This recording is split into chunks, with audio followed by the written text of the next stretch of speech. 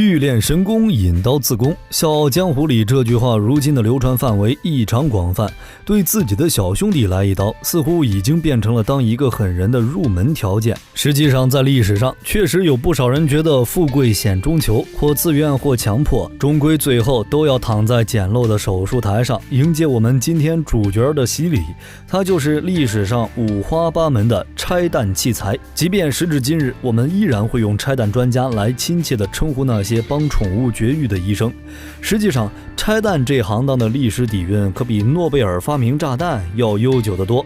阉割或者文雅点讲叫去世，这种行为最早来自于古代阉割雄性家畜。我们的祖先发现，雄性家畜在去世后性格会变得温驯顺从，雌激素会大量分泌，增肉增重，肉味肥美。而没去世的雄性家畜，雄激素会导致烦躁易怒，生长缓慢，同时雄激素越多，肉味越腥骚难吃。于是最早的拆弹之人便出现了。早期的去世手段非常简单粗暴，被称为锤山法。操作起来非常方便，只需要一把趁手的锤子或者木棍，然后对着目标球体狠狠地来一下，达到破坏目的就算 OK。 想也知道，这过程中伴随着巨大的痛苦，去世搞不好一下就变成去世了。可能是对家畜用这种方法没什么心理障碍，所以直到现在有些缺乏设备的情况下，依然会用这种方法给牲畜去世。而棍棒和锤子应该就是最早的拆弹器材了。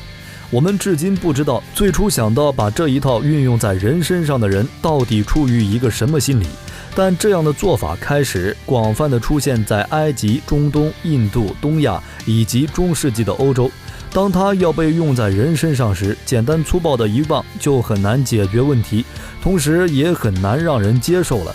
于是各种对人用的去世流程以及去世工具开始出现。公元前1300年的埃及第19王朝文献中就记录了古埃及的去世方法。古埃及人拥有在当时来看宛如开了挂一般的外科医学技术，他们懂得消毒、止血、缝合。埃及人会把需要切除的枪炮用刃线捆绑，再用干净的布包住，接下来就是在手术对象昏迷后手起刀落，瞬间让手术台上的人鸡飞蛋打。其实单说切这一个步骤听起来非常简单，但如何切、切多少，以及切前切后的消毒止血工作才是最重要的。历史上有无数人死于蒙古大夫的低水准拆弹手术之下。与相对先进的技术配套，古埃及也拥有在当时来说相当先进的手术器材，给人去世用的也是这些工具。现代考古出土了大量古埃及人做手术用的刀具、钳子、剪子，搞不好里面就有曾经帮人净身的刀具。拆弹手术后重获新生的姐妹就是人们俗称的宦官。古代波斯人认为去世后的男人更容易控制，一些古文明还认为阉人等于抛弃了那些世俗的欲望，可以一天25小时保持贤者模式，其实更加纯洁，更能服侍有神性的君主。在东方，宦官作为宫廷奴仆出现在公元前2000年的美索不达米亚文献中。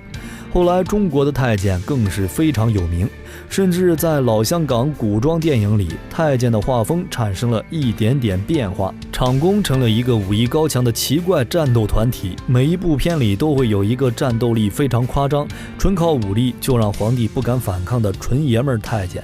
跟江湖各路高手激情对线。而古希腊和罗马也存在宦官。现代英语里的宦官词根就来源于希腊语里的床，原意为寝室的保护者。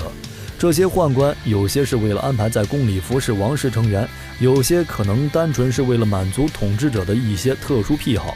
后来底层百姓发现，挨一刀以后如果能进入宫廷服侍要人，搞不好能带全家一起飞升。正所谓富贵险中求，于是不少家里儿子富裕的平民都会随机挑选一个幸运男孩送去和自己的小兄弟说再见。对于当时的平民孩子来说，牺牲性别男这一标签可以获得贵族式的生活、教育的保护乃至权利，倒也不一定是亏本买卖。总归这下宦官的市场越来越大，而有需求就有供给，拆弹专家的生意也日渐火爆。各国都有自己特别的拆弹流水线。比如光绪年间，专门在北京经营净身的非常著名的2家，是北长街会计司胡同的毕武和地安门外方砖胡同的小刀刘。他们的职业世代相传，产量稳定。2家每年按照1年4季向朝廷输送太监，平均每1季度要输送40名太监给内务府，